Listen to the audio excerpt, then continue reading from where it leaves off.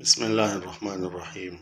قابل احترام سامعین اور ناظرین، انسان کو اللہ رب العزت نے دنیا میں اپنی بندگی اور عبادت کے لیے بھیجا ہوا ہے۔ عبادت کیا چیز ہے؟ عبادت سے مراد وہ خاص اعمال اور افعال ہے جو اللہ رب العزت کی بڑائی ظاہر کرنے کے لیے اور انسان کے بندے کی عاجزی اور چھوٹے پن کو ظاہر کرنے کے لیے ادا کیے جاتے ہیں، اور عبادت سے انسان کو اللہ رب العزت کے نزدیک ایک مرتبہ، ایک قرب، ایک نزدیکت جو ہے وہ حاصل ہو جاتی ہے، اور قلبی سکون انسان کو مل جاتا ہے۔ پھر عبادت کی مختلف قسمیں ہیں۔ ایک قسم عبادت کی جو ہے وہ بدنی عبادت ہے۔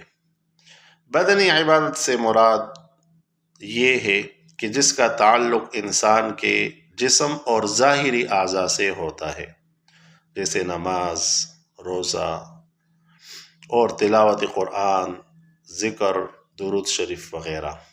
یہ بدنی عبادت ہر مرد، عورت، مالدار اور غریب ہر ایک پر لازمی ہے اور ضروری ہے۔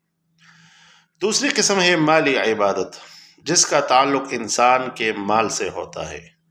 تو مالی عبادت صرف ان لوگوں کے ساتھ اس کا تعلق ہے اور لازمی ہے جو مالدار ہو، صاحب نصاب ہو۔